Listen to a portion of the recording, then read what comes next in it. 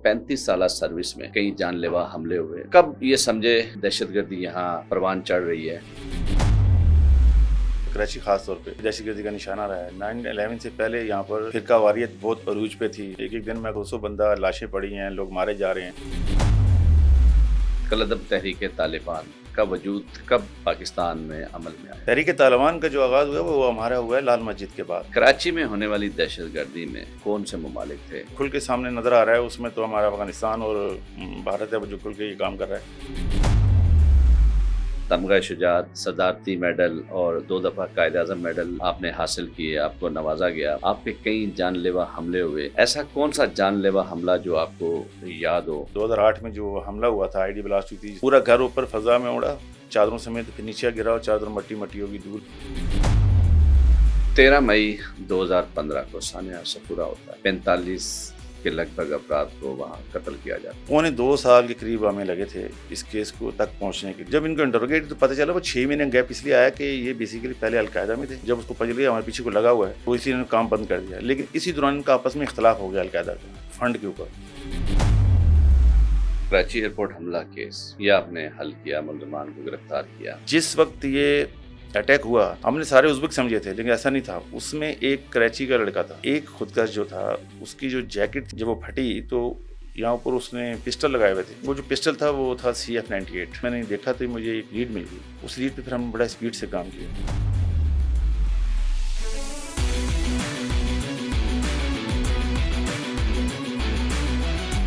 Public digital से मैं हूं समर अब्बास। आज हमारे मेहमान हैं राजा उमर खिताब, जो कि काउंटर टेररिज्म डिपार्टमेंट पर काफ़ी अबूर रखते हैं। उन्होंने कराची समेत पाकिस्तान भर में होने वाले दहशतगर्दी के बड़े वाक़यात की तफ्तीश की और कई दहशतगर्दों को गिरफ़्तार किया। 35 साल पुलिस में सर्विस करने के बाद अब वो रिटायर हुए हैं। आज हमारे वो मेहमान बने हैं। हम उनसे काउंटर टेररिज्म डिपार्टमेंट के हवाले से गुफ्तगू करेंगे। अस्सलाम वालेकुम। राजा साहब, ये बताइएगा, आपकी 35 साल सर्विस में आपने बड़े नशेबो फराज देखे, आप पे कई जानलेवा हमले हुए। आप कब ये समझे कि अब पाकिस्तान की जो सूरत हाल है वो काफ़ी ख़राब हो रही है और दहशतगर्दी यहाँ परवान चढ़ रही है, तो आप दहशतगर्दी के ख़िलाफ़ निपटने के लिए कब मैदान में अमल में आए। बिस्मिल्लाहिर्रहमानिर्रहीम। बहुत शुक्रिया आपका। देखिए, लोग हमारे ज़हनों में यह है कि शायद 9/11 के बाद हमारे यहाँ दहशतगर्दी का आगाज़ हुआ। तो वो जो दहशतगर्दी है ना, मुख्तलिफ अदवार में कराची ख़ास तौर पे ये दहशतगर्दी का निशाना रहा है। 9/11 से पहले यहाँ पर फ़िरका वारियत बहुत अरूज पे थी। उसके अलावा लिसानी तंजीम की टारगेट किलिंग, ये भी दहशतगर्दी के ज़ुमरे में आती थी। एक एक दिन में अगर 100 बंदा लाशें पड़ी हैं, लोग मारे जा रहे हैं। इस तरह सेक्टेरियन में पूरा कुंबा उजाड़ दिया गया, लोगों को शहीद किया गया दोनों तरफ से। तो वो हमारी जंग तो नहीं थी। एक तो हमारी लिसानी की जंग थी जिसमें दूसरा मुल्क इन्वॉल्व था, जिसने हमारे यहाँ तबाही फैलाई। फिर जो सेक्टेरियन थी, ये हमारी अपनी जंग नहीं थी। हमने दूसरों की जंग अपने मुल्क में लड़ना शुरू कर दी और वो इतनी जंग लड़ी कि उन मुल्कों में अमन रहा और हमारे मुल्क में तबाही बर्बादी होती रही। तो 9/11 के बाद तो फिर ज़ाहिर है, फिर तो दहशतगर्दी का रूज इतना चला कि अल्लाह का शुक्र है कि आज तो हम उस सूरत हाल में नहीं है। लेकिन बड़े बड़े वाक़यात हुए, बड़े बड़े लोग इसमें शहीद हुए, बड़े बड़े यानी हमारे जो इंस्टीट्यूट हैं वो टारगेट हुए और बड़ी बड़ी तंजीमें जो इंटरनेशनल थी उन्होंने पाकिस्तान में अटैक किया और ख़ास तौर पे कराची को निशाना बनाया। तो 9/11 के बाद तो फिर बहुत ज़्यादा, यानी मैं समझता हूँ कि 2001 से या 2 में मेरा डैनियल पर्ल का पहला केस था। जब मैं CTD में आया, उसमें CID थी, तो वहाँ से फिर शुरू किया। तो फिर ये सिलसिला चलता रहा सर्विस के एंड तक। अलकायदा और कलअदब तहरीक तालिबान का वजूद कब पाकिस्तान में अमल में आया। देखें, एक तो पहले हमें समझ चाहिए कि ये दोनों तंजीमें बनी कब हैं। अलकायदा तो खुद बनी जब अफगान जिहाद ख़त्म हुआ, जिसको शुरू में जिहाद कहते। जब रशिया वापस गया तो जो ये लोग यहाँ आए थे, अरबी या जो भी पाकिस्तानी या अफगानी जो भी इस वक्त मुजाहिदीन कहलाते थे, उन्होंने अलकायदा को यूँ समझें कि एक बुनियाद रखी और फिर वो डिस्पर्स हो के चले गए अपने अपने मुल्कों में। तहरीक तालिबान का जो आगाज़ हुआ वो हमारा हुआ है लाल मस्जिद के बाद। तो ये 2 अलग अलग तंजीमें, वो इंटरनेशनल काम करती थी। तहरीक तालिबान जो है वो अफगानिस्तान पाकिस्तान तक महदूद थी। तो बाद में ज़ाहिर है जब TTA की हुकूमत आ गई तो फिर इनका कोलिशन भी बन गया और ये फिर जॉइंट काम भी करते रहे। इस तरह लश्कर जंग भी, बाकी जितनी भी यूँ समझेंगे जो सुन्नी ख़ास तौर पर तंजीमें थी वो फिर एक प्लेटफॉर्म पे आ गई और जो शिया मसलक से थी वो एक अलग प्लेटफॉर्म से कराची में काम करने लगी। اس وقت کیا کراچی میں کوئی ایسا سمجھتے ہیں کہ نیٹ ورک ہے قلعدم تنظیموں کا؟ دیکھیں اگر ماضی میں جاتے ہیں تو جو یعنی 9/11 کے بعد ہوا، یہ میں سمجھ 2007 سے 15 ایک پیریڈ لے لیں اگر، تو وہ صورتحال تو انشاءاللہ دوبارہ کبھی بھی نہیں آئے گی، کیونکہ وہ ایک انتہائی تباہی کا دور تھا اس وقت. کیونکہ کراچی خاص طور پہ نشانے پہ تھا، پورے ملک میں دہشت گردی ہو رہی تھی، لیکن جو تمام ہر قسم کی دہشت گردی میں خود کش حملے ہوں، آئی ڈی بلاسٹ ہوں، ٹارگٹ کلنگ ہو، پولیس ہو، فورسز ہوں، جس کو بھی اٹیک کیا سب سے کراچی میں کیا جاتا، تو اس کی بھی ایک ریزن تھی کہ یہ پوری پھر دنیا میں جو میسیج جاتا ہے نا وہ کراچی کی وجہ سے زیادہ جاتا ہے. اگر یہ کاروائی کسی اور صوبے ملک کے کسی اور حصے میں ہوتی ہے تو اس کی وہ پروجیکشن نہیں ہوتی. اس کو اگر مد نظر رکھا جائے تو میں نہیں سمجھتا کہ اس وقت اسی اسٹیج پہ ہے، کیونکہ پچھلے کئی سالوں سے اس پہ بہت اچھا کام ہوا. کام اس طرح ہوا، فوج شیڈیول لایا گیا، پھر ان کی فنڈنگ روکی گئی، پھر وہ جو ہم نے باکس رکھے ہوئے تھے چندوں کے وہ ختم ہوئے، پھر ان کی مانیٹرنگ شروع ہو گئی، ان کا کمیونیکیشن گیپ پیدا ہوا، بہت سے لوگ مارے گئے، پکڑے گئے، ڈسپرس ہو گئے، ان کے پاس پھر چھپنے کی جگہ نہیں رہی. پھر ہمارے وزیرستان میں جو آپریشن ہوئے، میں سمجھتا ہوں اس سے بھی بہت بڑا فرق پڑا، خاص طور پہ کراچی پہ، جس کی وجہ سے یہ سارا نیٹ ورک ٹوٹنا شروع ہوا. اور جو ایکسٹورشن ختم ہوئی وہ اس وقت ہی جب بایو میٹرک سم کا آغاز ہوا. ابھی بھی ہے ایکسٹورشن، ایسا نہیں ہے، لیکن جس طرح اس وقت ہی ہر بندہ ہی کر رہا تھا، تو وہ صورت الحمدللہ اس وقت تو نہیں ہے. کراچی میں ہونے والی دہشت گردی میں جو غیر ملکی قوتیں ہیں، ان ممالک مقصد وہ کون سے ممالک تھے جو کراچی میں ہونے والی دہشت گردی میں ملوث رہے؟ دیکھیں یہ خارجہ پالیسی کا معاملہ ہوتا ہے، اس پہ میں کوئی کسی کنٹری کا نام تو نہیں لوں گا ماں سوائے ایک انڈیا کے، بھارت کے. اس کی وجہ یہ ہے کہ وہ تو ہمارا شروع سے دشمن ہے. اس نے جن تنظیموں کو مطلب سپورٹ کی ہے، اس میں شروع میں اس نے لسانیت پہ بھی بڑا ہمارے اس نے فنڈنگ کی ہے. اس کے بعد اب موجودہ حالات میں وہ جو ہمارے بلوچ سب نیشنلسٹ ہیں ان کو، اور جو ہمارے ایس ایس این والے ہیں سندھی سب نیشنلسٹ ہیں ان کو، اور ٹی ٹی پی کو بھی وہ انڈائریکٹلی کافی فنڈنگ کر رہی ہے، جس کی وجہ سے افغان گورنمنٹ کے حوالے سے پاکستان میں یہ جو بھی فی الحال دہشت گردی ہو رہی ہے اس میں ہو رہا ہے. تو باقی جو 2-3 ملک ہیں ان کا نام اس لیے نہیں لیتا کہ وہ جنگ اب ختم ہو رہی ہے انشاءاللہ. ہم نے دوسروں کی جنگ اپنے ملک میں لڑی، وہ فرقہ وارث کی صورت میں تھی، پراکسی کی صورت میں تھی، لیکن میں سمجھتا ہوں کہ سب سے پہلے ہمارا اپنا ملک ہے، کیونکہ ہمارے ملک کے اندر جو صورت حال ہے اس میں ہمارے یہاں ہر مسلک کا انسان رہتا ہے، اور وہ اپنے آپ کو پہلے پاکستانی سمجھے، اس کے بعد کسی اور ملک کے لیے. ٹھیک ہے مقامات ہوں گے، ہر جگہ مقامات ہوتے ہیں جن کو کیا کہتے ہیں مقدس مقامات، لیکن ان ملکوں میں یہ نہیں ہو رہا. ہمارے یہاں کیوں ہو رہا ہے؟ کیونکہ ہم دوسروں کی جنگ لڑ رہے تھے. اب الحمدللہ یہ صورتحال نہیں ہے، اور گورنمنٹ کی پالیسی بھی اس وقت کلیئر ہے کہ اب گڈ اور بیڈ کا سین نہیں ہے. اب سب ایک ہی ترازو میں تولے جا رہے ہیں کہ جو غلط ہے وہ غلط ہے اور جو صحیح ہے وہ صحیح ہے. آپ کی گفتگو سے اندازہ ہوا کہ بھارت، افغانستان سمیت دیگر بھی 2 سے 3 ممالک ہیں ملوث کراچی میں ہونے والی دہشت گردی کے واقعات میں، یا ان کی سپورٹ کہہ لیں. دیکھیں وہ میں بتا رہا ہوں ماضی کی بات ہے. موجودہ صورتحال میں تو جو کھل کے سامنے نظر آ رہا ہے اس میں تو ہمارا افغانستان اور بھارت ہے وہ جو کھل کے یہ کام کر رہا ہے. تو باقی جو کنٹری ہیں وہ ڈائریکٹ انوالو نہیں تھے، لیکن انڈائریکٹلی ان کی انوالومنٹ تو ہوتی تھی. ظاہر ہے کہیں سے پیسہ آ رہا ہے، کہیں لاجسٹک آ رہی ہے، کہیں لوگ چھپ کے رہ رہے ہیں، کہیں سے وہ ہمدردی میں مار رہے ہیں. تو یہ چیزیں تو تھیں، لیکن میں سمجھتا ہوں کہ پچھلے کچھ سالوں سے اس چیز میں بہت بڑی کمی آئی ہے. ابھی کراچی میں دیکھ لیں سیکٹیرین کلنگ اگر آپ گننے جائیں تو سال میں 2 یا 1 یا 3 ہیں، وہ بھی اتنی کنفرم نہیں ہوتی کہ باقی سیکٹیرین ہیں، لیکن شبہ ہوتا ہے کہ یہ سیکٹیرین ہے. اس پہ بھی کافی حد تک الحمدللہ کنٹرول ہو چکا ہے. آپ نے صدارہ شجاعت، 2 دفعہ تمغہ شجاعت، صدارتی میڈل اور 2 دفعہ قائد اعظم میڈل جو ہے وہ آپ نے حاصل کیے، آپ کو نوازا گیا، اعزازات آپ کو دیے گئے، آپ پہ کئی جان لیوا حملے ہوئے. ایسا کون سا جان لیوا حملہ جو آپ کو یاد ہو اور جو بہت خوفناک تھا؟ 2 کیسز ہیں، بلکہ آج اس کے حوالے سے میں تاج افریدی صاحب جو مرحوم ابھی کل شاید ان کا روڈ ایکسیڈنٹ جی جی. میں وہ فوت ہو گئے ہیں، ان کا ایک قصہ سناتا ہوں. میرے اوپر 2008 میں جو حملہ ہوا تھا، آئی ڈی بلاسٹ ہوئی تھی جس میں میں زخمی ہوا تھا، تو اس میں ایک گروپ ملوث تھا. تو میرے کلیگ بھی ہیں، میرے بھائی بھی، میرے دوست بھی ہیں. فیاض صاحب جو ایس پی تھے وہ اس کیس پہ کام کر رہے تھے، تو انٹیلیجنس بیورو کا اس میں بڑا اہم کردار تھا. اس میں ایک شخص پکڑا گیا جس نے انکشاف کیا کہ وہ جو آئی ڈی بلاسٹ کی تھی وہ اس نے میرے پہ جو اٹیک کیا تھا اسی نے ریموٹ دبایا تھا. تو ہم اتحاد ٹاؤن یا بلدیہ کا علاقہ تھا، میں اسے ٹی پی او لے آ رہی تھا. تو وہاں جب ہم پہنچے تو صورتحال ہم نے دیکھی کہ میں نے کہا ایک گھر ہے، اس کے چاروں طرف سے وہ بھاگنے کا راستہ نہیں، ایک ہی دروازہ ہے. لیکن ایک دم ذہن میں خیال ہے کہ ہم اے پی سی لے کے جاتے ہیں، اسے اے پی سی میں یہاں ریڈ کرتے ہیں. تو پلاننگ یہ تھی کہ اے پی سی کھڑی ہوگی اور جوان اندر کود جائیں گے، ان کو پکڑ لیں گے. لیکن جیسے ہی ہماری گاڑی وہاں پہنچی تو اندر سے انہوں نے گرنیٹ مارنے شروع کر دی. جیسے انہوں نے گرنیٹس مارے تو ٹھیک ٹھاک یعنی اس کی آواز ہوتی ہے تو نفری تھوڑی یہ ظاہر ہے ڈسٹرب ہوئی، لیکن ہم نے شور کیا کہ جو جائے وہیں بیٹھ جائے. انکاؤنٹر شروع ہو گیا. اب ان کے پاس ایسی جگہ نہیں تھی کہ جہاں سے وہ ہمیں ڈائریکٹ گولی مار سکتے، اور ہمارے پاس بھی نہیں تھی کہ ہم اندر مار سکتے. ہم دروازے سے فائر کر رہے تھے، وہ چھت پہ گولیاں مار رہے تھے. وہ چھت چادروں کی تھی تو وہ اڑ رہی تھی. جو ملزم ہمارے پاس تھا اس نے کہا کہ ہم اندر شاید اس نے بتایا تھا کہ 4 لوگ ہیں صرف. ابھی یہ کوئی 1-1.5 گھنٹہ انکاؤنٹر چلتا رہا. کچھ 10 منٹ کا بیچ میں گیپ آیا تو ہمارے رینجر کے کرنل صاحب تھے، وہ اور میں کھڑے تھے تھوڑا دور. ہم نے کہا کہ عربی اندر ٹکر مارتے ہیں گاڑی سے یا برسٹ مارتے ہیں، کچھ کر کے اندر انٹری دینے کی کوشش. اتنی دیر میں ایک بہت بڑا دھماکہ ہوا. اس کیس کو میں تاج افریدی صاحب سے کیوں جوڑ رہا ہوں کہ اس کے ساتھ ان کا لنک بنتا ہے. تو وہ جیسے ہی وہ بلاسٹ ہوا تو اس وقت تو ویڈیو نہیں بن سکی، اور بنتی تو شاید وہ بالکل ہی یعنی ایک یونیک قسم کے پورا گھر اوپر فضا میں اڑا چادروں سمیت، پھر نیچے گرا اور چادر مٹی مٹی ہوگی، دھول ہوگی. جب ہم اندر گئے تو ہم نے دیکھا اندر 5 ڈیڈ باڈیز ہیں، جن میں سے ایک جو تھا بندہ وہ چارپائی کے ساتھ بندھا ہوا تھا، اس کو ہتھکڑی لگی ہوئی تھی اور اس کے سر میں 2 گولیاں لگی ہوئی تھیں. باقی جو تھے ان سب کو لیفٹ سائڈ سے گولی لگی ہوئی تھی، 3 کو. کان کے لیفٹ کا مطلب تھا کہ جو ان کا کمانڈر تھا اس نے ان تینوں سے اجازت لے کے ان کے سروں میں گولیاں ماری. وہ خود کا حملہ آور تھے.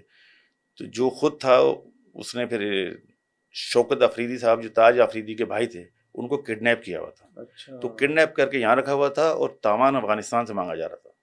تو ہمیں وہ جو گرفتار ملزم تھا اس نے بھی یہ بات نہیں بتائی تھی. تو جیسے ہی اس نے 4 کو مار دیا تو اس کے بعد اس نے آئی ڈی لگائی ایکسپلوزو کی اور خود اپنے آپ کو سوسائڈ کر لیا اس نے. تو اس نے 10 منٹ کا الارم لگایا تھا، 10 منٹ بعد وہ بلاسٹ ہوا. تو اگر پولیس فورس کے اندر ہوتی تو وہ کافی نقصان ہوتا. لیکن اللہ کا لاکھ شکر ہمارا ایک بندہ بھی نہ زخمی ہوا اور نہ کسی کو ذرا سی کوئی نقصان ہوا. تو وہ جنہوں نے میرے پہ اٹیک کیا تو انہوں نے اپنا انجام اس طرح کیا. تو شوکت افریدی صاحب کے جو تاج افریدی کے جو بھائی تھے شوکت افریدی، وہ بھی اس کیس میں شہید ہوئے تھے. اچھا، یہ تو بڑھیا آپ نے. اچھا، کراچی میں ایئرپورٹ حملہ کیس بڑا کافی وہ ہوا، پھر عاشورہ دھماکہ، ثانیہ صفورہ جو کہ آپ نے اس کیس کو حل کیا، امجد صابری قتل کیس ہے، ملٹری آفیشلز پہ حملے ہوئے، اس کے علاوہ بھی بڑے کیسز ہیں پولیس کی وارانہ ہے. تو آپ کو کسی کیس میں کسی دباؤ کا سامنا یا کبھی خوف ہوا؟ ہم اس کیسوں پہ بات کریں گے، جیسے ثانیہ صفورہ ہے اس پہ بھی بات کرتے ہیں، لیکن کیا کبھی آپ کو کوئی خوف آیا ہو؟ کوئی ظاہر ہے ایسے بڑے کیسز ہیں اور خطرناک ملزمان سے آپ کا واسطہ پڑا. دیکھیں یہ جو کام ہم کرتے ہیں کاؤنٹر ٹیررزم کا نا، یہ کوئی پریشر یا دباؤ کی صورت میں نہیں کیا جا سکتا. یہ آپ اپنی مرضی سے کرتے ہیں. جاب تو ہوتی ہے سب کی، کوئی یہاں بھی نکل جاتا ہے کوئی وہاں نکل جاتا ہے، لیکن اگر آپ کرتے ہیں تو پھر آپ کو ظاہر خود چنا ہے میں نے یہ راستہ. کیونکہ اس سے پہلے آپ دیکھ لیں اگر تو 9/11 سے پہلے تو میں نے جو سروس کی ہے اس میں نے اغوا برائے تاوان، کار لفٹنگ، بڑے بڑے ڈکیت گروپ گینگ جو ہے ان کو کیا.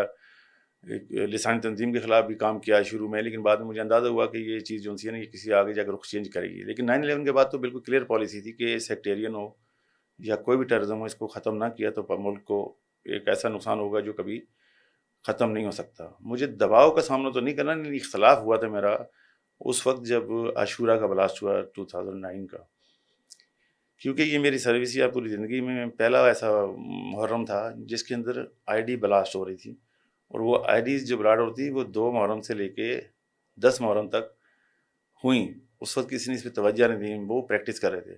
اورنگی ٹاؤن میں اس طرح مختلف جگہوں میں چھوٹے چھوٹے بلاسٹ ہو رہے یاد تھے. ہے مجھے اورنگی ٹاؤن میں وہ نالے میں ہوا تھا. نالے میں تو وہ بیسیکلی نالے میں جو تھا نا وہ یہ پریکٹس کر رہے تھے کہ ہم اس میں عاشورے میں کامیاب ہو سکتے ہیں کہ نہیں.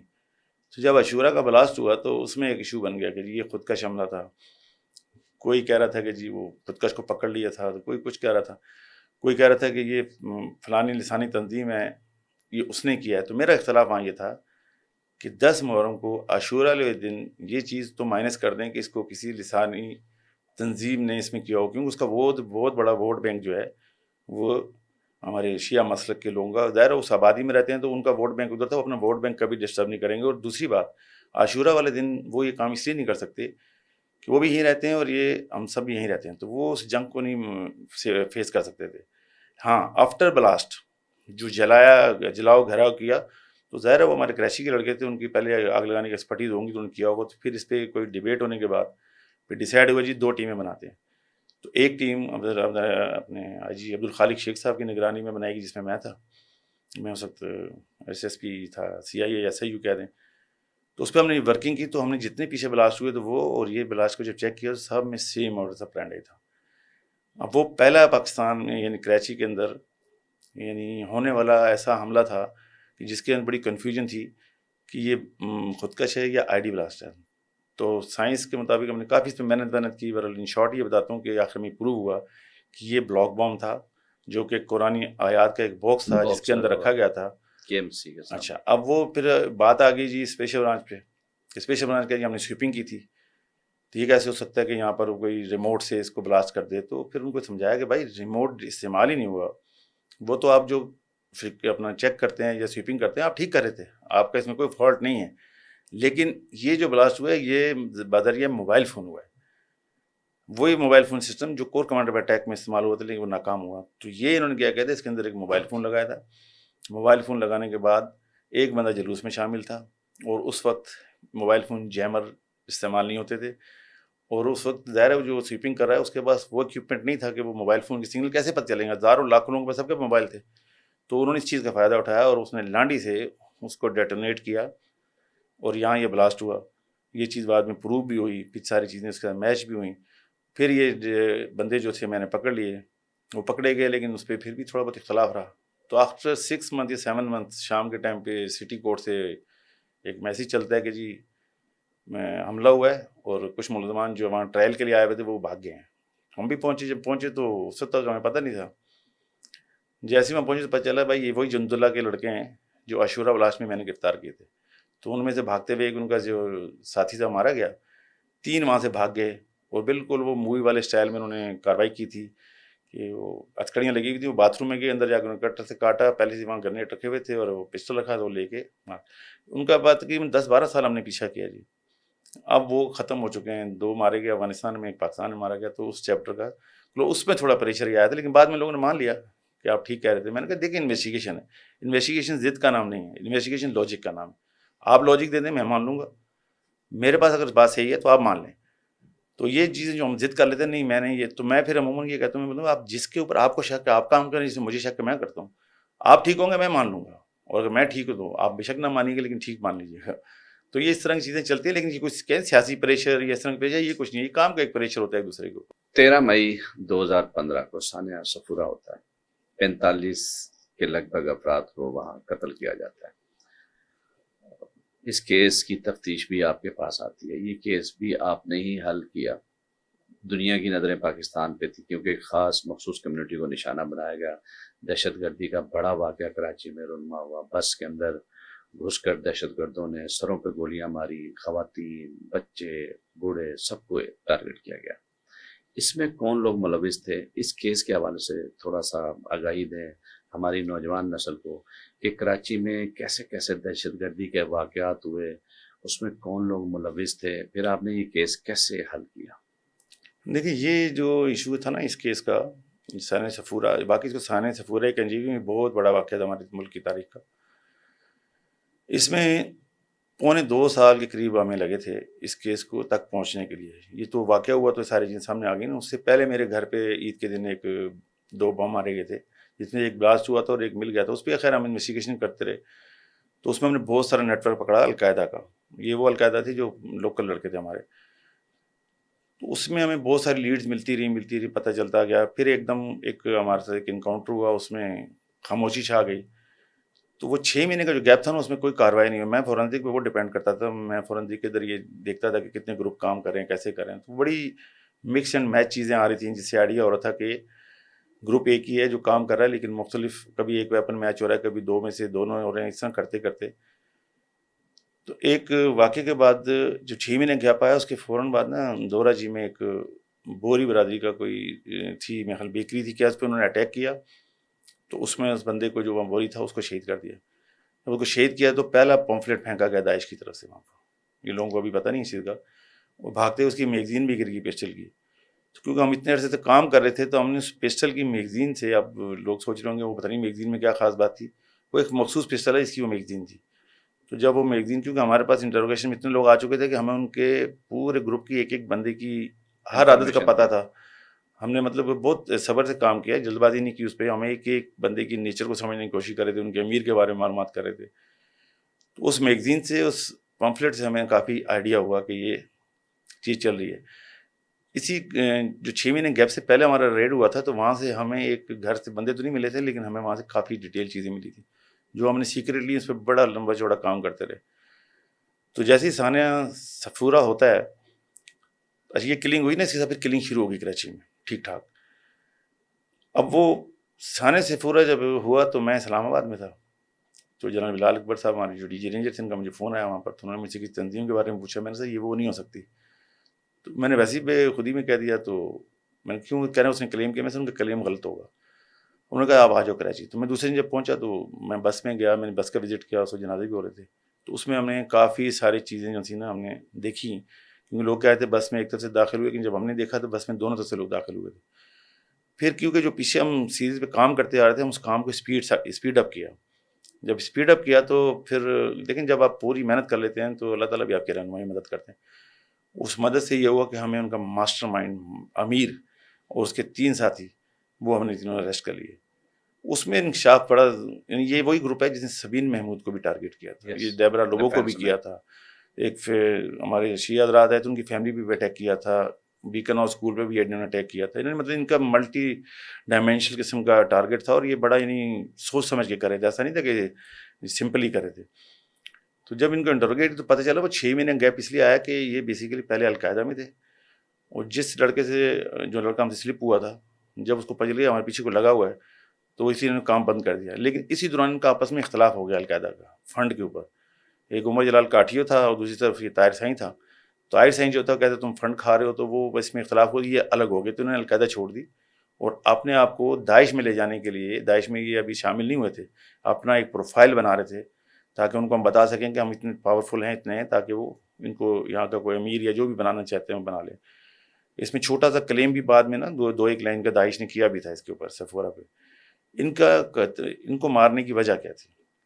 ایک تو وجہ تھی کہ انٹرنیشنل کمیونٹی ہے، دنیا کے بہت سے قوم ہیں، فقہ جعفریہ والوں کو شہید کیا، بے انتہا لوگوں کیا، اس سے کوئی اب خبر نہیں بنتی تھی کیونکہ وہ ایک سیاہ سنی فساد چل رہا تھا. تو ان کی پلاننگ جو تھی وہ صرف ثانیہ صفورہ تک نہیں تھی. اس کے بعد اگر یہ گروپ نہ پکڑا جاتا تو انہوں نے اس سے بڑی دہشت گردی کرنے کی پلاننگ کی ہوئی تھی، اور یہ بہت آرگنائز ہے. یہ القاعدہ کو چھوڑنے کے بعد نا اس سے زیادہ کام کرنا چاہتے تھے. ہوا یہ کہ جب انہوں نے القاعدہ چھوڑی تو جو گروپ بچ گیا تھا اس نے بھی کام شروع کر دیا، اس نے پولیس والوں کی کلنگ شلنگ کی.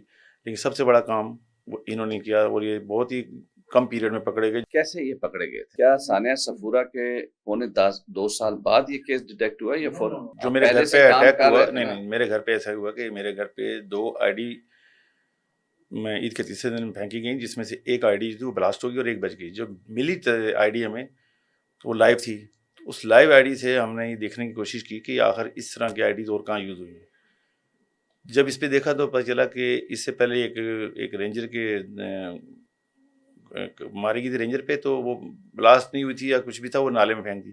دوسری تھانہ شارع فیصل جو ہے، شاہ فیصل کالونی والا، اس میں جب وہ بندہ ID پھینک رہا تھا تو وہ ID جب اوپر گئی تو ابھی نیچے گر کے مطلب اس کا ڈیٹونیشن کمپلیٹ نہیں ہوا تھا، وہ ہوا میں پھٹ گئی فضا میں. جیسے وہ بلاسٹ ہوئی ہے تو وہ بھی زخمی ہو گیا. ایک ساتھی بھاگ گیا، ایک پکڑا گیا. جو پکڑا گیا وہ ہمیں پتہ چلا کہ جیل میں ہے. تو میں اور میری ٹیم ہم سارے وہاں جیل گئے، بہت دفعہ گئے، اس سے بہت سی معلومات ہمیں ملی. تو اس وقت ایک بندے کا نام سامنے آیا، ارشاد اللہ. یہ ارشاد اللہ وہی تھا جس نے 2 رینجر کے جوان غالباً رمضان میں قائد آباد میں جب وہ برف لے رہے تھے افطاری کے لیے ان کو شہید کیا تھا. یہ وہ ارشاد اللہ تھا. جب ارشاد اللہ پہ کام کیا، پھر اس کے فیملی کو، دوستوں کو آگے پیچھے انٹروگیٹ کرتے رہے تو ہمارے لیڈ بڑھنا شروع ہو گیا. تو ہمیں یہ پتہ چلا کہ جو گلستان جوہر کا خاص طور پہ علاقہ ہے اور کچھ گلشن اقبال کا، اس میں پورا القاعدہ کا ایک ایسا نیٹ ورک ہے جو لڑکے پڑھے لکھے ہیں اور وہ اپلوڈ کرتے ہیں القاعدہ کی ویڈیوز، ان کا لٹریچر، ان کی چیزیں انگلش میں ٹرانسلیٹ کر کے، عربی میں، اردو میں اس ٹرانسلیشن کر کے وہ چلاتے ہیں. وہ ایک پورا گروپ پکڑا گیا. تو ان کے گھر سے ہمیں بہت سارا ایسا سامان ملا جس کے اندر سرکٹ بنانے کی چیزیں، مختلف چیزیں جو یہاں سے انہوں نے پرچیز کی تھیں الیکٹرانک مارکیٹ سے، اور وہ بھیجنی تھی افغانستان یا جہاں بھی ان کو سلیپر سیل تھے. اس کے بعد ان کی انٹروگیشنز، پھر مزید انٹروگیشن، پھر کرتے کرتے ہمیں اندازہ ہوا کہ بیت الحمزہ پہ جو حملہ ہوا تھا وہاں پولیس پکٹ پہ، تو اس میں جو جوان شہید ہوئے تھے ان کو دوسری موبائل جب لے کے جا رہی تھی اس پہ دوبارہ حملہ ہوا، تو اس میں بھی جوان شہید ہوئے تھے. تو نظر یہ آ رہا تھا، یعنی اس وقت یہ پیٹرن چلا کہ یہ MQ حقیقی کا تھا، اس پہ MQ والوں نے شاید اٹیک کیا ہے. اس سب کے ذہنوں میں یہ تھا. لیکن جب میں نے فورنزک کروائی تو اس میں چیزیں مختلف نکلی، یعنی پہلے والے واقعے میں اور دوسرے میں جس میں جا رہے لے کے اس کا اور کچھ اور پولیس والوں کی کلنگ ہوئی تھی، ان میں فورنزک میچ ہو رہی تھی. تو ایسی کنفیوژن کریٹ ہو رہی تھی کہ اگر اس وقت اس چیز کو تھوڑا زیادہ ہائی لائٹ ہو جاتی شاید تو میرے خیال 2 گروپ لڑ سکتے تھے آپس میں، لیکن اس طرح نہیں ہوا الحمدللہ. تو اس وقت ہم نے کہنا شروع کیا کہ یہ ایک الگ پیٹرن ہے، اس طرح لگ رہا ہے. پھر کیا ہوتا ہے کہ ایک شاہ فیصل کالونی پولیس اسٹیشن میں ایک سب انسپیکٹر روڈ کراس کرتا ہے اور 2 بائک پہ بندے آ کے اس کو شہید کر کے چلے جاتے ہیں. وہ فورنزک اور باقی جو تھی وہ پھر ایک ہم نے لڑکا پکڑا تو اس کے ساتھ کی میچ ہو گئی. جب اس کی ایمٹیز میچ ہوئی تو اس نے وہ پہلا عسکری لڑکا تھا اس گروپ کا جو کلنگ کرا تھا، اس سے ہمیں بے انتہا معلومات ملی. پھر اسی کی پوائنٹیشن میں ہم نے ایک ریڈ کیا تھا، اس میں وہ انکاؤنٹر میں لڑکا ہم سے بھاگ گیا، اس کے گھر سے جو چیزیں ملی تو ہم نے مطلب اس کا اس طرح تھا کہ ہم بہت دنوں سے اس کی ریکی کر رہے تھے اس لڑکے کی، کیونکہ وہ اس گروپ کا بہت ہی اہم لڑکا تھا. تو اس کے لیے ہمیں صرف اتنی لیڈ تھی کہ جی اس کا ایک بردن لایا ہے، اس کے بعد ایک سزوکی ہے جس کے اندر وہ ٹافیاں شوفیاں سپلائی کرتا ہے فیکٹری میں، ہے ڈسکو بیکری کے پاس، لیکن یہ نہیں پتا کون سی جگہ ہے.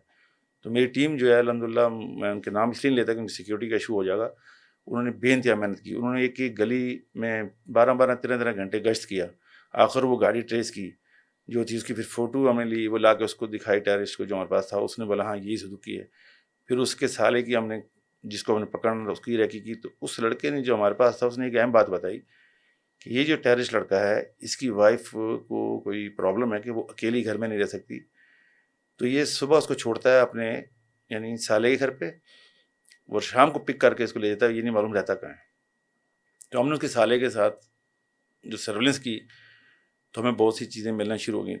تو ہم نے وہ گھر ٹریس کر لیا جو سرجانی کی طرف تھا کہیں. وہاں جب ہم نے گھر ٹریس کیا تو ہمیں گھر نہیں پتہ چل رہا تھا کون سا گھر ہے اس کے اندر سے. یہ پتہ چل گیا کہ یہاں کوئی گھر ہے جس میں آتا ہے. تو ہم نے اس گھر کی علاقے کی سرویلنس کی. جس دن اس کو پکڑنا تھا تو جو ٹیم ہماری لگی ہوئی تھی گلشن اقبال میں، اس نے بتایا جی وہ زیادہ 10 سیکنڈ لیتا تھا، لڑکی نیچے کھڑی ہوئی تھی، اس کی میری وائف جو تھی، اور وہ بائک پہ آتا تھا بیٹھا اور اسپیڈ سے نکل جاتا تھا، یعنی اس کو وہاں روکنا آسان نہیں تھا. تو ہمارے لوگ جب اس کے پیچھے لگے انہوں نے ہمیں انفارم کیا کہ جی وہ آ رہا ہے. وہ خیر ایک ڈسٹینس بھی تھا. جب وہ وہاں پہنچنا تھا اس گلی میں، وہ وہاں نہیں پہنچا. اس کے برابر والی گلی سے وہ کچھ سامان لیا ناشتے کا، وہ ہمیں نہیں معلوم تھا. اس جیسے ہی سامنے آیا تو اس نے دیکھا نا ایک دم، جب ظاہر نفری ہلی جلی تو وہ ہوشیار ہو گیا. تو اس نے پھر دیکھا کہ یہ تو سر پہ کھڑے ہیں، تو اس نے فٹ پاتھ سے بائک کو اس طرف کیا اور اسپیڈ سے بھاگا وائف کو بھی ساتھ لے کے. تو ہم سے مس ہوا، لڑکے اس کے پیچھے لگے تو کچھ آگے جا کے اس نے گرنیڈ پھینکا. ٹھیک ہے. جب اس نے گرنیڈ پھینکا تو اس سے کافی مٹی وٹی اڑی. تو وہ خیر ہم سے مس ہو گیا. جو میں 6 مہینے کا گیپ کہہ رہا ہوں نا آپ کو، وہ 6 مہینے کا گیپ وہاں سے شروع ہوا تھا. ٹھیک ہے. اب وہ جو لیڈز ملی تھی، انٹروگیشن ملی تھی، ان کی موبائل فون سم ملی تھی، پھر ہم نے جو ریکی کی، یہ ایک بڑا لمبا مطلب تھا. ایسا نہیں ہے کہ ہمارے لڑکوں نے بے انتہا محنت کی اس کے اندر. اس کے بعد جا کے ہمیں پھر پتہ چلا کہ کوئی ایک اسٹیٹ ایجنسی ہے جو گلشن معمار میں ہے، جس سے ان کا کوئی نہ کوئی لنک ہے، اور وہ لنک بعد میں اسٹیبلش بھی ہوا. جب انہوں نے سائنا صفورہ پہ لوگوں کو شہید کیا تو ان کے خون کے دھبے جو تھے نا ان کے کپڑوں میں لگے ہوئے تھے شہید ہونے والوں کے. یہ اس اسٹیٹ ایجنسی میں گئے، انہیں کپڑے اتارے اور ان کو صابن سے دھونے کی کوشش کی، لیکن وہ نہیں اترے کیوں بلڈ تھا. تو وہ صابن سے نہیں اترا. ان کو پلاسٹک کی تھیلی میں پیک کر کے وہیں رکھ دیا. اور یہ قریبی گلشن معمار میں رہ رہے تھے، جو جہاں تھا وہاں چلا گیا. 12 کے قریب لوگ تھے. جب یہ ہم نے اریسٹ کیا تو اتفاق سے ہوا جو انہوں نے کپڑے رکھے تھے، انہوں نے کہا شام کو جا کے ہم کہیں نہ کہیں پھینک دیں گے. تو شام کو جب یہ نکلے کھانا کھانے کے لیے ہائی وے پہ جا رہے تھے، انہوں نے شاپر اٹھایا جس کے اندر وہ گیلے کپڑے پڑے ہوئے تھے جس میں بلڈ لگا ہوا تھا شہید ہونے والوں کا. اور یہ ہائی وے پہ جھاڑیوں میں آگ لگی ہوئی تھی، انہوں نے معاملہ تھرو کر دیا اس کو. ٹھیک ہے. وہاں پھینک دی انہوں نے اس چیز کو مد نظر رکھتے ہوئے کہ شاید یہ جل جائیں گی. جب یہ اریسٹ ہوئے تو میں اس کو کہتا ہوں کہ یہ کوئی اللہ کی رہنمائی تھی اور ان بے گناہوں کا خون رنگ لایا. انٹروگیشن کے گرفتاری کے کچھ دن بعد بھی جب انہوں نے یہ انکشاف کیا تو ہم نے تکے کے طور پر ایسے ہی چلو دیکھتے ہیں جا کے. ان کی پوائنٹیشن پہ جب وہاں گئے تو جھاڑیوں میں آگ لگی تھی، تو اس میں سے کچھ جھاڑیاں جو تھیں وہ جلی نہیں تھیں، ان میں کاغذ تھیلیاں بہت تھیں. وہاں سے میں وہ شاپر ان کپڑوں سمیت ملا، ہائی وے کی بات کر رہا ہوں. پھر جب ہم اس کو لے کے آئے تو اس کے اندر شلوار قمیض تھی ان کی لڑکوں کی. پھر ہم نے جب ڈی این اے کے لیے بھیجا تو وکٹم جو شہید ہوئے تھے ان کے خون کے نشان ان کپڑوں سے ملے. یہ ایک بہت بڑی ایویڈنس تھی جو ان کے خلاف ہوئی. ان کو پھر اس کیس میں اور باقی کیسوں میں سزا موت کا عدالت ان کو کر چکی ہے. سزا موت ابھی امپلیمنٹ نہیں ہوا ہے اس پہ. اچھا، کہا جاتا ہے اس میں بڑے پڑھے لکھے نوجوان تھے، اور یہاں پہ کوئی تاری روڈ یا سندھی مسلم پہ شاید کوئی ریسٹورنٹ بھی تھا. کسی بھی؟ سندھی مسلم پہ تھا، کیکٹس کے نام سے، جو سعد عزیز کا تھا، جو آئی بی کا اسٹوڈنٹ تھا. اس میں سارے پڑھے لکھے تھے طاہر سائیں کے علاوہ. طاہر سائیں میں میٹرک یا مڈل تک ان کا امیر تھا، باقی تو لڑکے انجینئر بھی تھے، اس میں ماسٹرز بھی کیے ہوئے تھے، اسلامک ہسٹری میں ماسٹرز کیا ہوا تھا. پڑھے لکھے تھے سارے تھے، اس میں تو وہ نہیں ہے. لیکن زیادہ اس میں جو انٹیلیجنٹ پڑھا لکھا لڑکا تھا وہ سعد عزیز تھا. کیا کہتا تھا وہ؟ وہ کہتا جی میں تو بڑا بزدل سا تھا، اور میرے کو تو بعد میں بولتا بہت تھا تو میرا نام ٹین ٹین رکھ دیا. لیکن بعد میں جب طاہر سائیں اور امیر سے میں ملا تو اس نے میرے کو اتنا برین واش کیا کہ پھر مجھے موت کا خوف یہ نہیں آتا کہاں تھا. ان کا لنک ہوا؟ ان کا لنک اس طرح ہوتا ہے کہ یہ ان کا ایک تنظیم تھی، مذہبی تنظیم ہے، جنہیں کبھی کبھی جہاد کی لوگوں کو زبانی تبلیغ تو کی ہے، لیکن کبھی ویپن کے ذکر نہیں کیا. میں تنظیم کا نام نہیں چاہتا، لیکن کافی اس معاملے سے دور رہتا ہے دہشت گردی کے حوالے سے. تو یہ کیونکہ زیادہ پڑھے لکھے تھے تو ان کا دماغ انسان اس سے آگے نکل گیا. بولا جی قتال کے بغیر تو ہوگا ہی نہیں جہاد، آپ کتابوں میں صرف پڑھا رہے ہیں. تو پھر یہ وہاں سے نکلا تو اس کا ایک انٹرنشپ آئی جس میں اس کی ایک انجینئر لڑکا تھا، اس سے اس کی دوستی ہوگی، وہ القاعدہ کے ساتھ جڑا ہوا تھا. تو وہاں سے پھر ان کا پورا گروپ بننا شروع ہوا. پھر ایک اپلیکیشن تھی ٹاکرے ان کی، اس کے ذریعے ایک دوسرے کمیونیکیشن کرتے تھے، نقشے بناتے تھے، ٹارگیٹ سلیکٹ کرتے تھے. یعنی یہاں تک کہ سبین محمود کو جب انہوں نے ٹارگیٹ کیا ہے، اس سے پہلے سبین محمود کے جو لیکچر تھا اس میں ہی بیٹھے ہوئے ہیں، اور سبین محمود جو ہیں وہ کہہ رہی ہیں اس کے اندر کہ جی یہاں کوئی طالبان بیٹھیں گے، تم کھل کے بات نہیں کرتے، کرو آپ لوگ باتیں. یہ پیچھے بیٹھے ہنس رہا ہے طاہر سائیں بھی، اور اس کے ساتھ دوسرے دو محمود وغیرہ جو بھی دوست تھے اس کے. تو یہ پڑھے لکھے تھے اور اسی حساب سے ٹارگیٹ بھی لیتے تھے. سبین محمود کو کیوں قتل کیا؟ سبین میں اس کی دو وجوہات. ایک تو وہ آپ کو یاد ہوگا یہ عورت مارچ میں ان کا کوئی رول تھا، پھر وہ بڑی ووکل تھی اس حوالے سے. تو ان کو یہ ہوتا تھا کہ یہ اس طرح کی یہ ہمارے دین کے خلاف بات کر رہی ہیں. یا ان کا تو ٹارگیٹ میں فیشن ڈیزائنر بھی تھے، وہ بچ گئے. یہ میں کئی دفعہ کہہ رہا ہوں، وہ کہتے تھے ہم 2-4 فیشن ڈیزائنر کو ٹارگیٹ کریں گے. تو میں نے کہا اس سے کیا ہو جائے گا؟ کہتے ہیں جی جو کپڑے سیتے ہیں سیو لیس یا اس طرح کے، تو ہم پیمپلیٹ پھینکیں گے بھائی اس طرح کے کپڑے سینا بند کرو، تو اس سے ہی فرق پڑے گا. پھر ہم نے ان فیشن ڈیزائنر کو بتایا بھی، سمجھایا ان کو کہ بھائی یہ آپ لوگ لیے تھے. لیکن خیر یہ پکڑے گئے تو اس کے بعد یہ خطہ تو ٹل گیا ہے. اچھا، ایک کراچی ایئرپورٹ حملہ کیس یہ آپ نے حل کیا، ملزمان کو گرفتار کیا. ظاہر ہے حملہ ہوتا ہے، دہشت گرد مارے جاتے ہیں، اس کے بعد کیس کی تفتیش آپ کے پاس آتی ہے. یہ کون لوگ تھے اور اس کے پیچھے سہولت کاروں کی جو ٹیم تھی جو ان کو سہولت کاری کر رہی تھی، وہ کون لوگ تھے؟ نہیں، یہ جو کراچی ایئرپورٹ اٹیک ہے نا، یہ غالباً 2014 میں میرا حل ہوا ہے، جہاں تک مجھے یاد پڑتا ہے. یہ بہت بڑا اٹیک تھا. ضرب عضب اس اٹیک کے بعد شروع ہوئی ہے، لوگوں کو یہ پتہ ہونا چاہیے. یہ جو اٹیک تھا اس میں 8 سے 10 لوگ تھے اس کے اندر، اور جو 8 تھے وہ تو کنفرم غیر ملکی تھے، غالباً ازبک تھے. اور اس کیس کی انویسٹیگیشن مجھے نہیں ملی تھی، لیکن جب مجھے لیڈ ملی تو پھر میں نے انویسٹیگیشن خود آئی صاحب کو کہہ کر ٹرانسفر کروائی تھی. وہ یہ تھا کہ یہ جب اٹیک ہوا میں بھی وہاں پہنچ گیا تھا. میں مطلب پہنچے سے مراد تھی کہ ہم اس سارے آپریشن کو دیکھ بھی رہے تھے. وہ اتنا بڑا نقصان نہیں کر سکے، لیکن لوگوں کو اس کا پیچھے کا، اس کے بعد کا اور اس کے پہلے کا نہیں اندازہ، نہ پتہ لوگوں کو. یہ پوری پلاننگ جو تھی، یہ نعیم بخاری جو لشکر جنگوی کا امیر تھا بطور نعیم بخاری، اس کی پلاننگ تھی، اور اس کے ساتھ القاعدہ جڑی ہوئی تھی، اور القاعدہ کے ساتھ ٹی ٹی بھی تھی. یہ پورا کیونکہ القاعدہ نہیں، ازبک یہ جو ورڈ میں آگے ٹھہرے تھے، ورڈ سے وہ کراچی آتے ہیں. کراچی جب آتے ہیں تو کراچی میں وہ کورنگی میں ایک گھر میں رہتے ہیں، ایک پرانے جہادی گھر میں. سارا ویپن وہاں پہنچتا ہے. جب اٹیک کرنے جاتے ہیں تو یہ اسی گھر سے، کورنگی والے گھر سے نکلتے ہیں اور شہر فیصل پہ آ کے یہ گاڑیاں چینج کرتے ہیں. اور اتفاق سے یہ کہ اس میں سب سے اہم رول تو اور میں کریڈٹ دوں گا اے ایس ایف کو، اس لیے کہ جس وقت یہ اٹیک ہوا تو جو پہلا اٹیک تھا، کیونکہ لوگوں بعد میں پتہ چلا، ہم نے سارے ازبک سمجھے تھے لیکن ایسا نہیں تھا. اس میں ایک کراچی کا لڑکا تھا. اوکے. جیسے اٹیک کیا اس کی فائرنگ میں وہ مر گیا، اس کو اٹھا کے انہوں نے گاڑی میں ڈال لیا. اس کی ڈیڈ باڈی لے کے جا کے انہوں نے رنگی ٹاؤن میں اس کو دفن کیا. بعد میں ہم نے قبر کشائی بھی کروائی تھی. تو جو اندر گئے تھے انہوں نے جو جیکٹیں وغیرہ پہنی ہوئی تھی، جو بھی ان کے اوپر سامان لگا ہوا تھا، راکٹ لانچر وغیرہ بھی تھے ان کے پاس، تو ان میں سے ایک خودکش جو تھا، اس کی جو جیکٹ تھی جب وہ پھٹی تو یہاں اوپر اس نے پسٹل لگائے ہوئے تھے. وہ جو پسٹل تھا وہ تھا CF-98. یہ چائنا میڈ ہوتا ہے، پاکستان میں اسمگل نہیں ہوتا. جب وہ پکچر بنانے کے لیے اسلام آباد ایک ٹیم آئی ویپن کی، تو اس پکچر میں جب میں نے دیکھا تو مجھے ایک لیڈ مل گئی. اس لیڈ پہ پھر ہم نے بڑا اسپیڈ سے کام کیا. وہ ایک لمبی اس کی ڈیٹیل ہے. اس سے جب لوگ پکڑے گئے، یعنی وہ پسٹل سے ہم نے یہ لیڈ ملی کہ یہ پسٹل پاکستان میں امپورٹ ہوتا ہے، اسمگل ہو کے یا چوری ہو کے نہیں آ سکتا. تو ہم چائنا تک نورین کو کمپنی سے تک ہمیں اپروچ کی کسی طریقے سے بھی. وہاں سے پھر بندے تک پہنچے. اس بندے نے بتایا کہ میرا تو پسٹل نہیں, میں نے تو کبھی لیے نہیں لائسنس پہ. لیڈ کرتے کرتے آخر میں 3 لوگ پکڑے گئے. جو 3 لوگ پکڑے گئے ان کا پرانا بہت مضبوط جہادی بیک گراؤنڈ تھا. 2 کا اس میں سے ایک جو تھا وہ چیٹر ٹائپ تھا, اس نے ان کو استعمال کیا. وہ سرمد صدیقی اس کا نام ہے, ابھی بھی جیل میں ہے. وہ بیسیکلی قبضے کرتا تھا طارق روڈ پہ گھروں پہ. تو اس نے سپہ صحابہ کے لڑکوں کو لائسنس بنوا کے دیے تھے تاکہ لائسنس والے ویپن لے کے یہ بیٹھیں.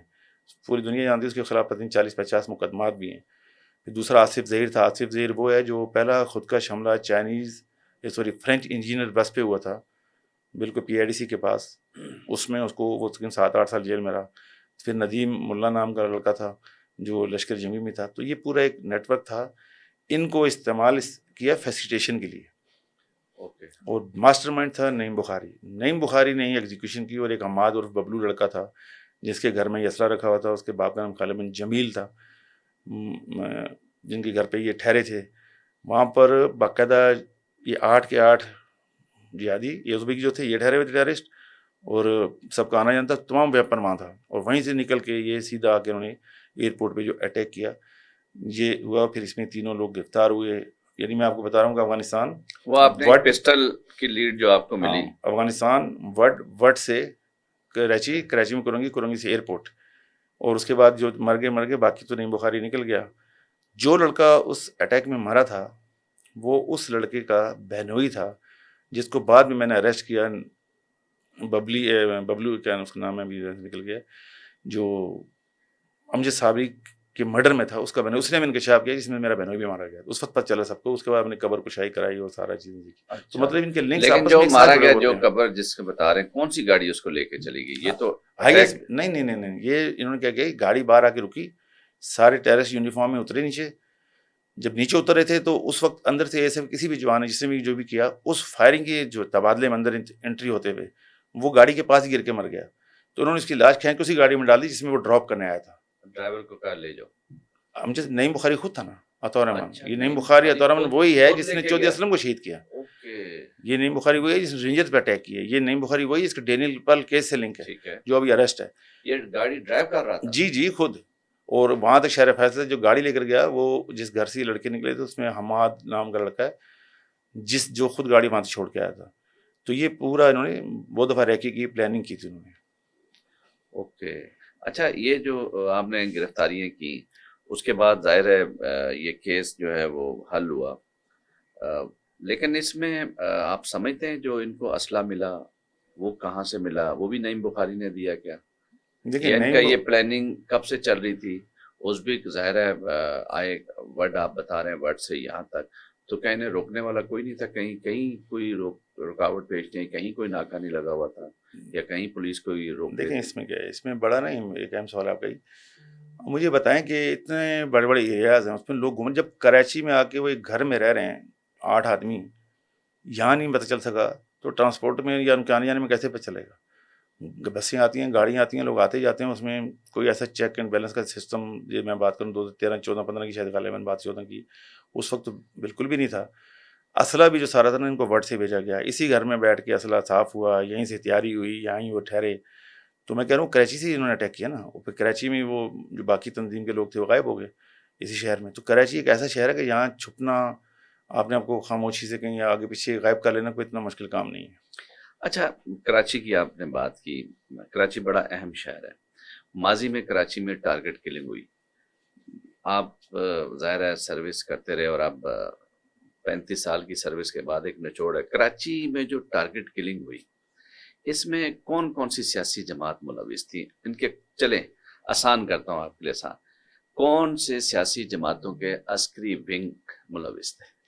لیکن شروع میں تو یہ جو لڑائی شروع ہوئی تو وہ تو ایک لسانی تنظیم کا, میں کیونکہ کسی سیاسی تنظیم کا نام نہیں لیتا, اس کے بندے جو وہ ٹارگٹ کر لیتے اپنے مخالف گروپ کو. پھر یہ اس طرح سے بعض اوقات ایسا بھی ہوا کہ وہ جو سیاسی لڑائی تھی 2 پارٹیوں کی, مثال کے طور پر اگر کسی پارٹی کا تعلق پٹھانوں سے ہے اور ان کی لڑائی کسی اردو اسپیکنگ سے ہو گئی ہے تو پہلے تو وہ لڑائی ہوگی سیاسی پارٹیوں کی, بعد میں وہ بن گئی ایتھنک پہ چلی گئی, لسانیات پہ. اسی طرح لیارک گینگ وار جو تھا یہ بلوچ تھے, اب ان کا بلوچ پارٹی سے تھا. جب ان کا جھگڑا ہوا کسی پھر اردو اسپیکنگ سے تو وہ جو سیاسی جھگڑا تھا نا وہ کنورٹ ہو جاتا تھا لسانیت میں. تو جو ان کے ایریے میں گیا اردو اسپیکنگ وہ فارغ، جو ادھر گیا وہ پٹھان یا بلوچ وہ فارغ. تو یہ مختلف گروپوں میں کرتا رہا، لیکن جو کنٹینیوٹی تھی وہ صرف وہی لسانی تنظیم تھی جس کا کراچی پہ ہولڈ رہا.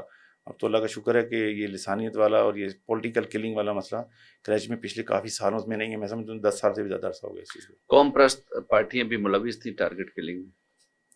قوم پرست جو قوم پرست سے آپ کی مراد میں نہیں سمجھ پا رہا. نہیں، آپ دیکھیں لسانیت کی بات کر رہے ہیں نا، میں ایک قوم پرست تنظیموں کی بات کر رہا ہوں. ایک تو سیاسی پارٹی ہے نا. سیاسی پارٹی کے اندر بھی تو قوم پرستی ہے اندر. نہیں، ہاں، میں اسی لیے آسانی میں چاہ رہا ہوں. میں دیکھیں میں ابھی کسی سیاسی پارٹی کا نام نہیں لیا، لیکن جو لوگ سمجھ رہے ہیں ان کو سمجھ میں آ رہی ہے کہ اگر پختون تھے تو ان کی پارٹی کون سی تھی، جو بلوچ ہیں وہ زیادہ تر کس پارٹی میں، اور اگر اردو اسپیکنگ ہو کس پارٹی میں.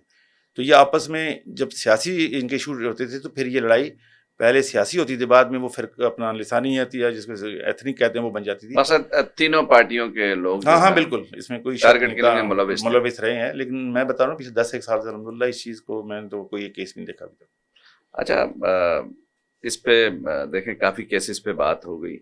پولیس اہلکاروں کی ٹارگٹ کلنگ ہوتی تھی، تو یہ کیوں ہوتی تھی؟ کیا وجہ تھی اس کی؟ کون لوگ ملوث ہوتے تھے؟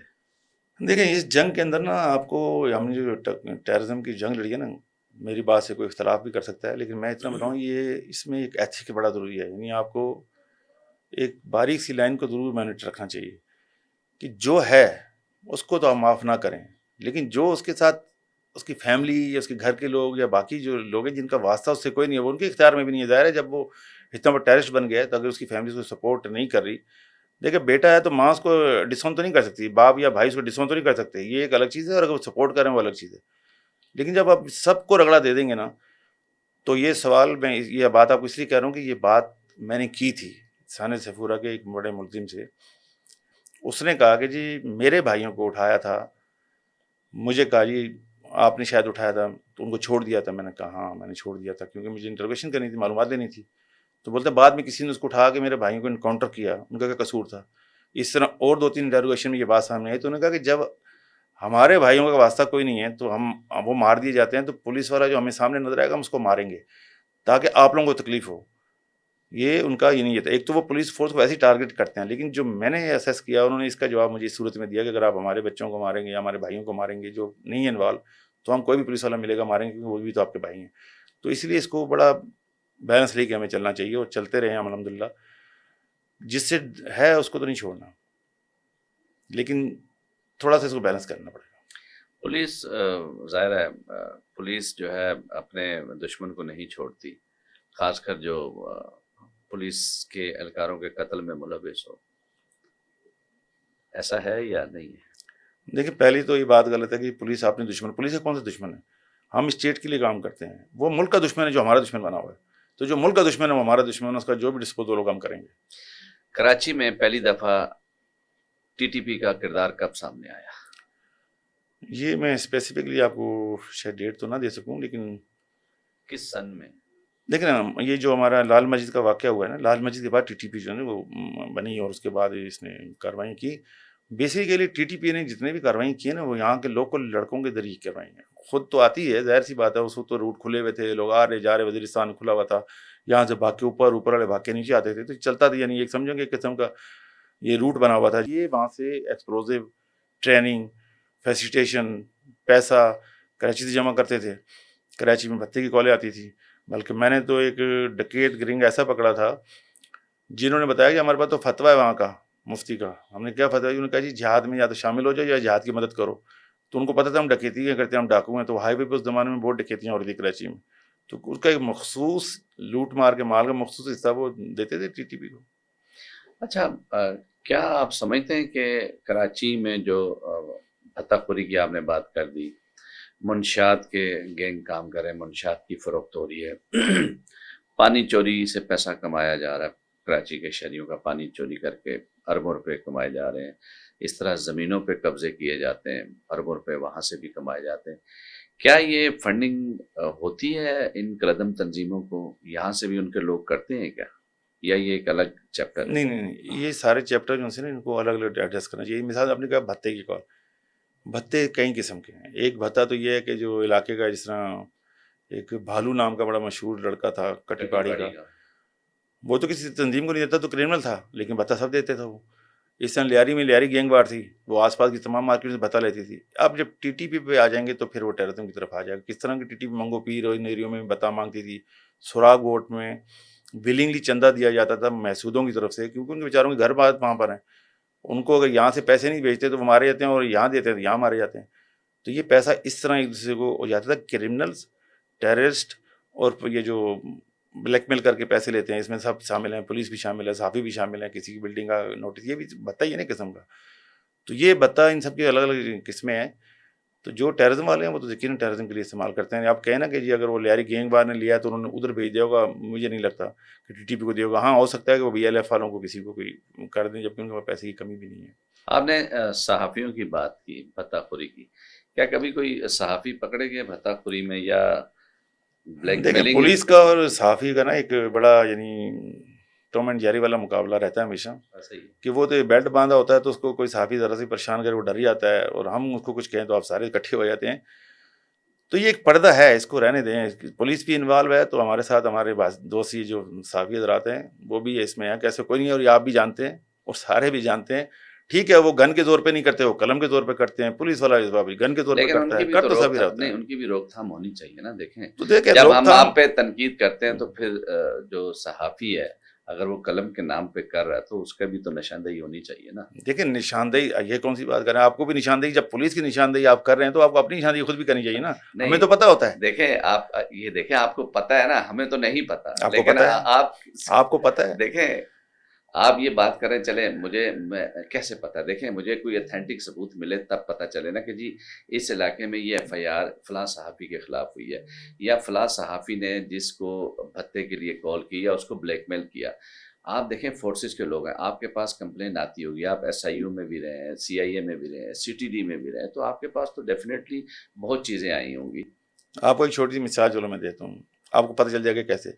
مثال کے طور پر کوئی ایس ایچ او اپنے علاقے میں اگر گٹکا روکتا ہے نا، اور اس علاقے سے گٹکے کے ساتھ کسی ہمارے دوست صحافی وغیرہ کا کوئی لنک ہے، تو وہ یہ نہیں بولتا کہ یار اس کو چھوڑ دو، وہ ایک چھوٹی تحریر لکھ دیتا ہے.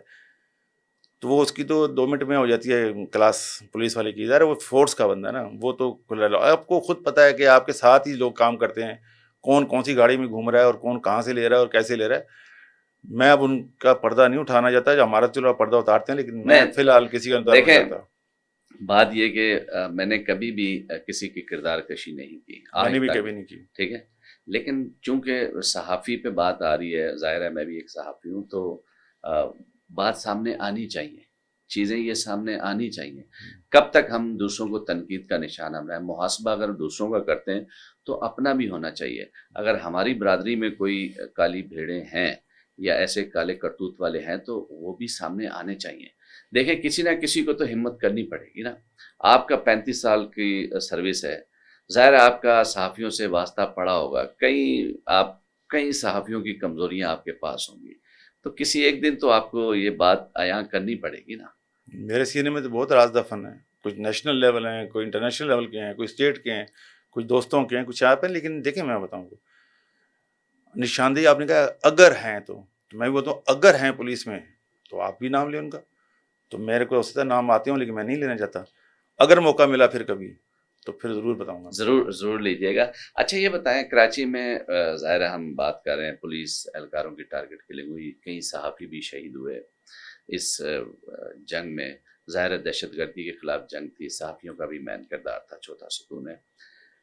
صحافیوں کو دھمکیاں یا صحافیوں کی ظاہر ٹارگٹ کلنگ آپ کے سامنے، صحافیوں کو دھمکیاں ملی ہوں گی، آپ کو اندازہ ہوگا کتنے صحافی ہیں شہر میں جو خطرات سے مقصد ان کو خطرہ رہا یا ٹارگٹ پہ رہے. دیکھیں میں یہ بڑی اچھی بات آپ نے کی. جہاں تک صحافیوں کی بات ہے نا، ولی بابر کا کیس بھی انویسٹیگیشن میں نہیں کیا تھا، اس کے لوگوں کو بھی میں نے ہی اریسٹ کیا تھا.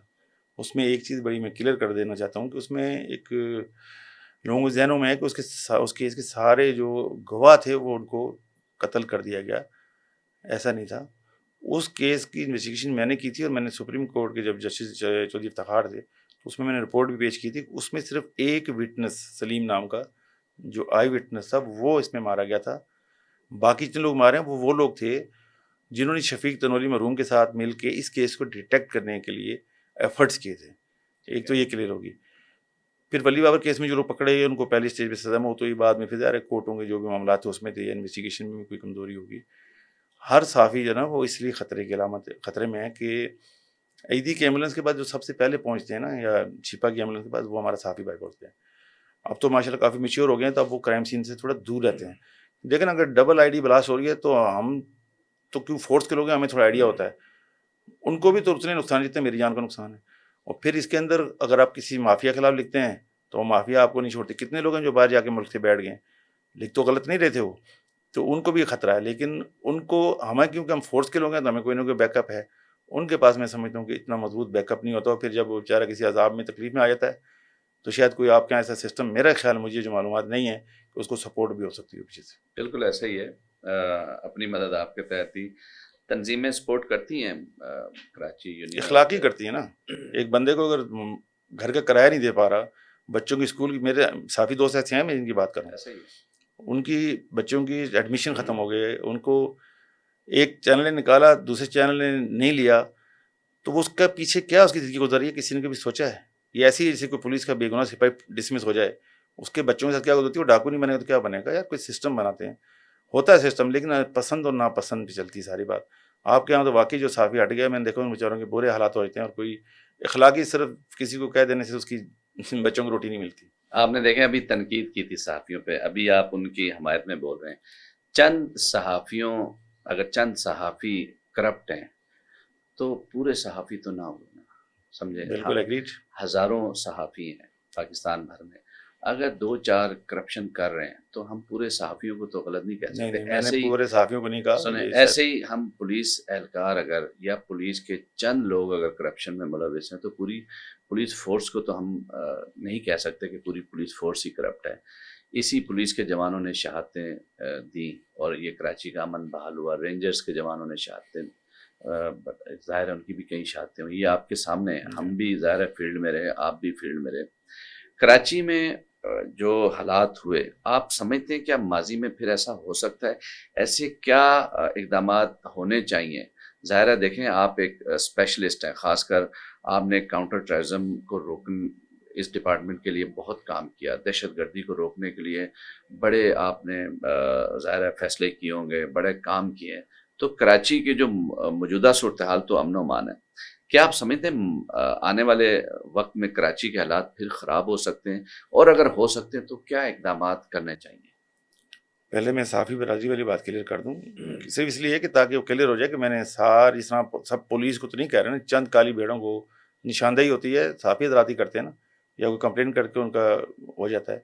تو آپ کے یہاں بھی چند لوگوں میں بات کروں، ایسا نہیں ہے کہ کوئی لوٹ مار مچی ہوئی ہے، الحمدللہ. اب آتے ہیں جو آپ نے بات کی. دیکھیں اس وقت کی جو سچویشن ہے، بڑی ایک میں سمجھتا ہوں نازک صورتحال ہے ملک کے حوالے سے.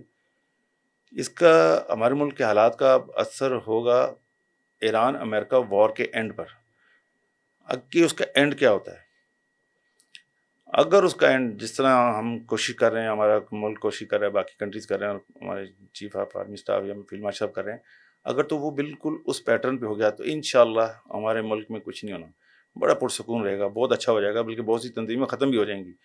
یہ میں آپ کو آج بتا رہا ہوں اس بات کو، کیونکہ پاکستان اور ایران کے تعلقات تاریخ میں اتنے اچھے نہیں رہے جتنے اس وقت ہیں. تو جب دونوں ملک ایک دوسرے کی مدد کریں گے تو بہت سی تنظیموں کو بیڑا غرق ہو جائے گا.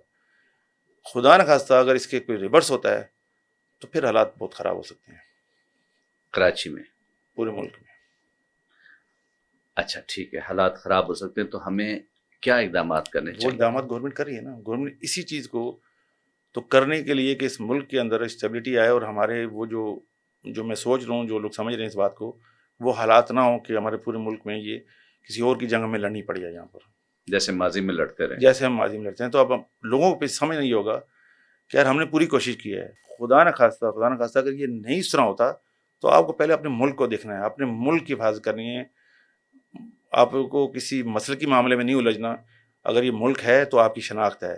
یہ ملک آج ہے تو آج ہم اس جنگ میں اپنا کوئی نہ کوئی کردار ادا کر رہے ہیں.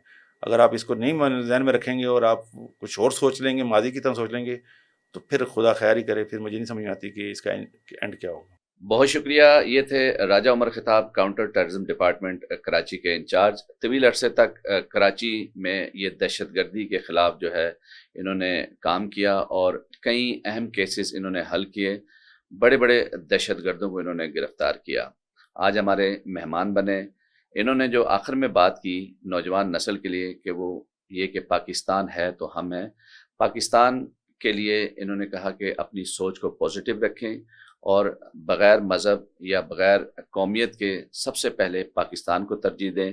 ایک نئے پروگرام کے ساتھ پھر حاضر ہوں گا. سمر عباس کو اجازت دیجیے. اللہ حافظ.